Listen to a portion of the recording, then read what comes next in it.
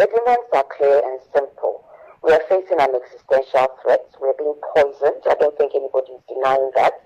Over 60% of our water bodies have been contaminated.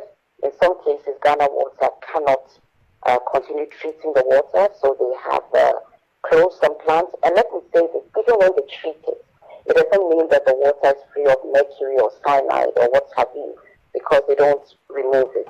Our food chain has been contaminated. Our forest reserves are being decimated.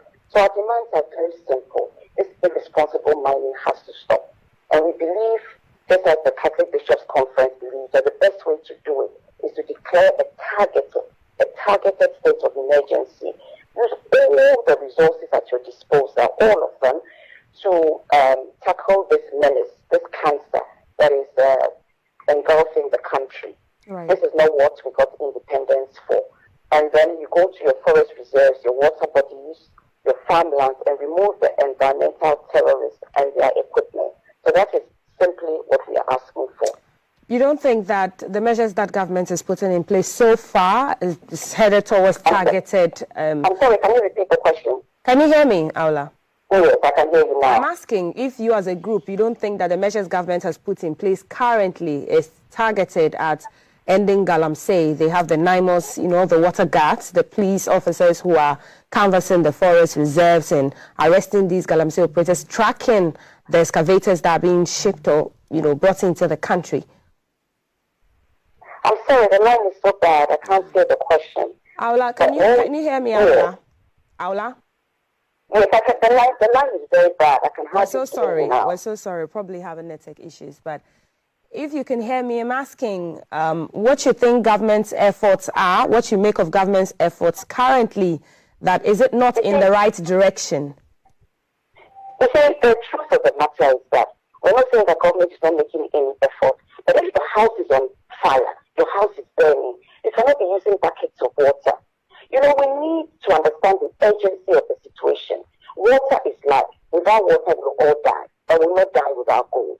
We need to understand that the food chain has been contaminated. We are being told that our tubers, our contumely, our vegetables might not be safe.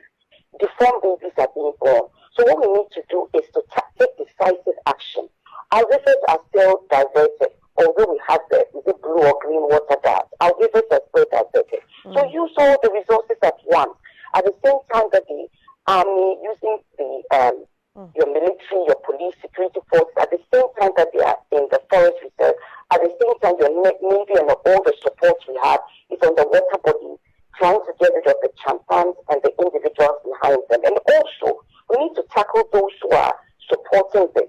Who are those bringing in the excavators? It's not those who are digging, it's not those on the water bodies. Who are bringing in the excavators? Deal with them as well. Unfortunately, as in the case of the past administration, when you look at Professor Boateng's report, unfortunately, allegedly the same now, persons close to this regime as well are allegedly also involved. And that's why there isn't an appetite to deal with this matter decisively. And if we don't do this, we shall all perish. When our water is poisoned, our food is poisoned, the forests that give us clean air are also decimated. What is going to happen to Ghana? Right. So we have to have a reset of our thinking and put Ghana first.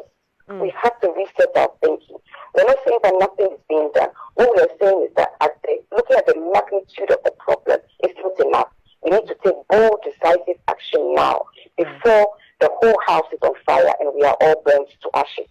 You have, I believe, been engaging authorities on this matter just as much as you've been protesting and then calling them to do something about Galamsey or end the menace. Do you get a sense that something more will be done? This targeted state of emergency you're calling for will be done and other measures put in place? You see, what I know is that His Excellency President Mahama would not like to go down as the administration that, to the last straw that broke the camel's back because they didn't do anything. So I'm confident that having listened to the demands of the Catholic Bishops' Conference, seeing the urgency of the matter brought to them by the vigil and the demonstration yesterday, this action will be taken. And a targeted state of emergency will be implemented. I keep on saying that we're on the verge of the catastrophe. Let's not wait for the catastrophe before we act.